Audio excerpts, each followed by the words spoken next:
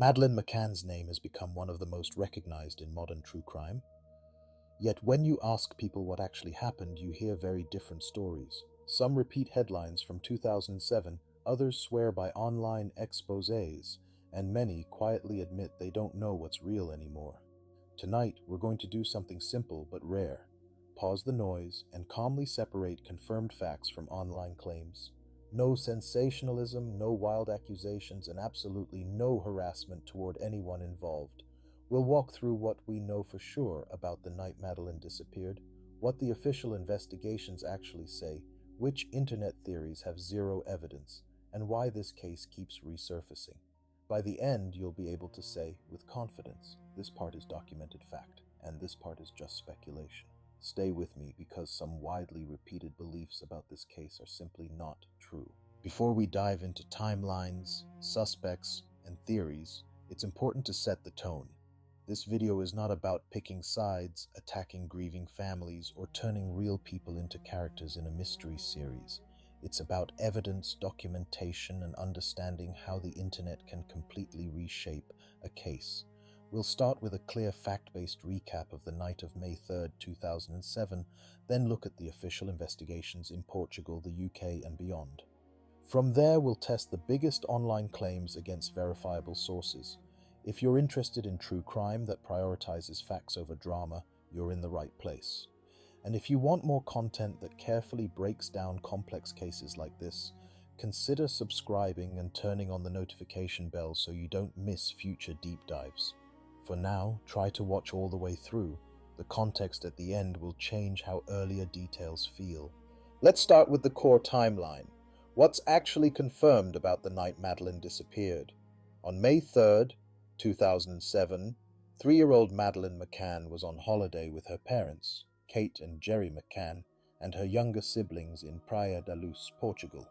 They were staying at a holiday apartment in a resort complex.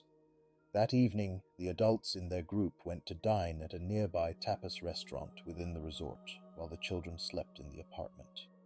The distance was short, but not in direct line of sight.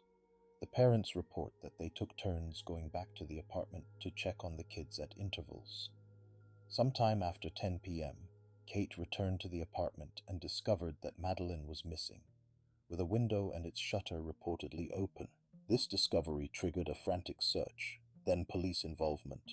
These core points, date, location, basic movements of the family, and the discovery of the disappearance, are not disputed. From the moment police were contacted, the investigation's early hours became crucial and controversial. Confirmed reports state that local Portuguese police arrived, but the scene was not secured to the standards you might expect in a high-profile abduction case. Resort staff, guests, and others moved through the apartment, potentially contaminating evidence. Some records mention doors and windows being opened and closed multiple times. A large-scale search of the surrounding area started, but not immediately with the coordinated precision of a major kidnapping response. Over the following days, international media descended, putting enormous pressure on Portuguese authorities and later on the UK's involvement. What's important here is this. Criticisms of the early investigation aren't just online gossip, they're widely acknowledged in official reviews. However, that doesn't automatically prove any specific theory. It does mean evidence may have been lost, which fuels uncertainty and leaves gaps that the internet eagerly fills with speculation. Let's lay out the main fact-based theories that have appeared in official investigations. Broadly, there are three. Stranger abduction, opportunistic or planned. Involvement of someone known to the resort, such as staff or local contacts, and accidental death followed by concealment. The Portuguese police initially treated it as a missing child case, then leaned toward the possibility of parental involvement, formally naming the McCanns arguidos, or persons of interest, in 2007. That status was later lifted, and they have consistently denied any wrongdoing. The UK's Operation Grange Review, launched in 2011, focused more heavily on the stranger abduction possibility, analyzing reported sightings and suspicious individuals. Over time, a German suspect also came under investigation, all of these directions are documented in official files, press conferences, and court records. None has yet led to a confirmed resolution or a body, which is why the case remains legally unsolved today. Online, one of the loudest narratives is that the parents' behavior that night proves guilt. Let's separate solid facts from interpretive commentary. Fact: the McCanns and their friends chose to leave their children asleep in the apartments while dining nearby, checking periodically. By many standards, that decision seems reckless, and they've acknowledged regret. Another fact: timelines for those checks were reconstructed from witness interviews and have some inconsistencies, which is common in stressful events. Now, claims. Social media often says that no innocent parent would act that way, or that their calmness in media interviews is proof of deception. These are not evidentiary points, they're subjective judgments about grief and culture. Different people process shock and trauma very differently, and media training later influenced their public appearance. Criticizing the childcare decision is valid. Turning demeanor into proof of murder without supporting physical or forensic evidence crosses from analysis into speculation.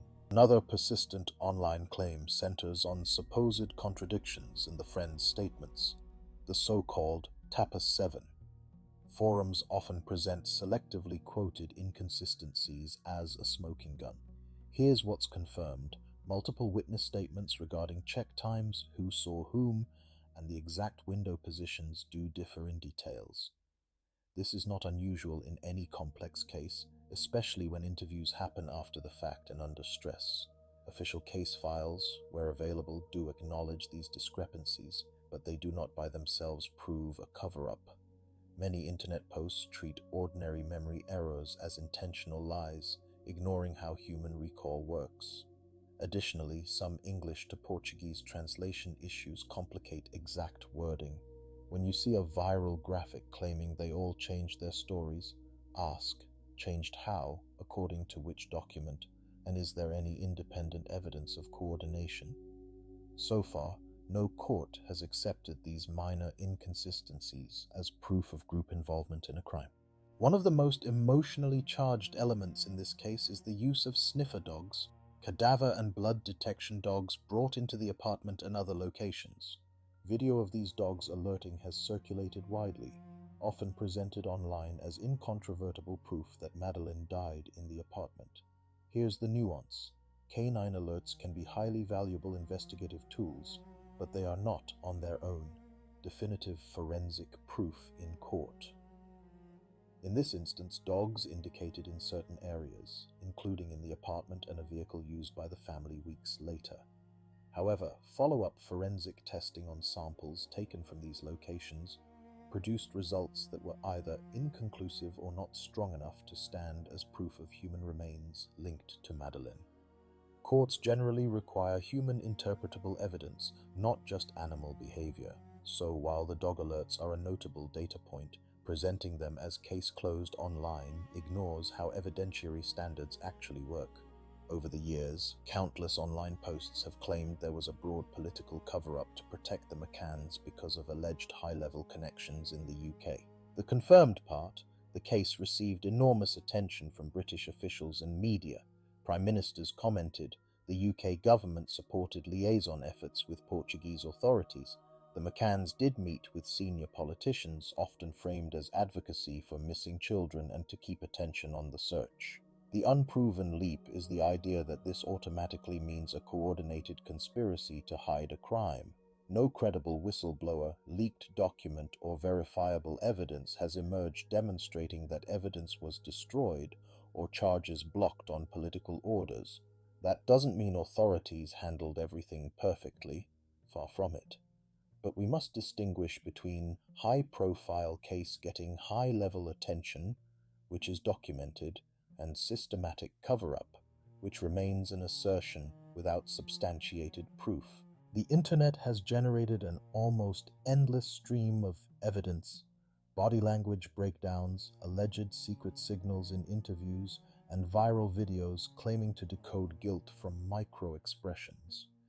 Here's the problem. Body language analysis is not a hard science. that can determine guilt or innocence with certainty, especially from heavily edited clips. Many viral breakdowns cherry-pick moments, a glance, a smile, a gesture, then label them as classic sign of lying without accounting for context, culture, or coaching. Professional interrogators and psychologists overwhelmingly warn against using nonverbal cues alone to make legal conclusions. In Madeleine's case, dozens of YouTube and TikTok videos have attracted millions of views by promising a hidden truth in a hand movement or facial twitch. None of this has been accepted in court as evidence of anything. It tells us more about our desire for easy answers than about what actually happened in Praia da Luz. In recent years, attention has focused on a German national, often referred to in the media as a convicted sex offender with a history of crimes against children. German prosecutors have publicly stated they believe he is responsible for Madeleine's death, based on what they describe as strong circumstantial evidence. Confirmed elements include his presence in Portugal around the time of the disappearance, phone data placing a device linked to him near Praia da Luz, and his known criminal background. However, as of now, no public trial has resolved these allegations. Some charges related to other offenses have moved forward, but the specific case involving Madeleine remains legally unresolved. Online commentary often swings between calling this a definite solution and dismissing it as another distraction. The reality is more cautious.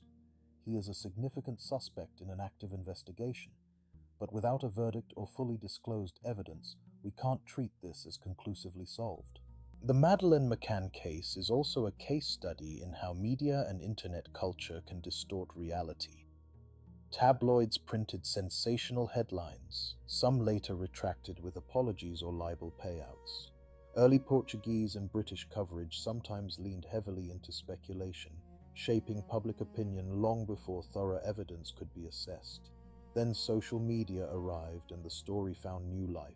Forums, YouTube channels, TikToks, and conspiracy blogs recycled old claims, added new ones, and blurred the line between documented fact and captivating narrative. Algorithms reward outrage and certainty, not nuance. So, content that says, "Here's the messy, incomplete truth," rarely goes as viral as secret proof finally exposed. For viewers, this means you're constantly being pushed toward the most dramatic version of events. Recognizing that incentive structure is crucial. It doesn't answer what happened to Madeleine, but it does explain why so much of what you see online feels absolutely sure, even when the evidence isn't. We also need to address the human cost of unfounded online claims. Over the years, multiple individuals, from the McCanns themselves to local residents, staff, and later suspects, have been subjected to intense harassment, doxing, and defamation based on theories that would never meet basic evidentiary standards. Some people incorrectly labeled as the real kidnapper or proven liar have lost jobs, reputations, and peace, even after formal investigations cleared them. In at least one high-profile instance, newspapers paid damages for false insinuations. Ethically, there's a line between critically examining a case and turning it into a crowdsourced witch hunt. Remember, we as an online audience are part of this ecosystem. Every share, angry comment, or uncritical like on a speculative post can contribute to real-world harm. You can be deeply curious, skeptical, and analytical, while also refusing to endorse content that targets individuals without solid, verifiable proof. Let's pull everything together and be very clear about what we actually know. Confirmed. Madeleine McCann, age 3, disappeared from a holiday apartment in Praia da Luz on May 3, 2007. The early investigation had serious flaws, including scene contamination. Multiple theories were explored by Portuguese, British, and later German authorities: stranger abduction, possible involvement by someone connected to the area, and less supported alternatives. To date, no court has established exactly what happened, and Madeleine has not been found. Unconfirmed or distorted. That body language, grief reactions, or minor timeline discrepancies alone prove parental guilt. that political connections have been definitively shown to block charges, that sniffer dog alerts without strong forensic backing are conclusive, or that any online decoding video has solved the case. Between those poles lies uncertainty, frustrating but honest. Respecting that uncertainty is part of respecting the reality of unsolved crimes and the people at the center of them. If you've stayed with this video to the end, you're already doing something many people don't: engaging with a complex, emotionally charged case in a careful, evidence-focused way. The Madeleine McCann investigation may or may not be conclusively solved in our lifetimes, but we can choose how we talk about it right now. Before you share a theory, ask, what's my source? Is this confirmed or just repeated? Who could be hurt if this is wrong? If you found this breakdown helpful and want more long-form content that separates fact from online noise in other cases, consider subscribing and turning on the notification bell so you'll know when new deep dives drop. Let me know in the comments which aspects of the McCann case you think are most misunderstood, or which other cases you'd like unpacked this way. And above all, keep your curiosity strong, but your standards for evidence even stronger.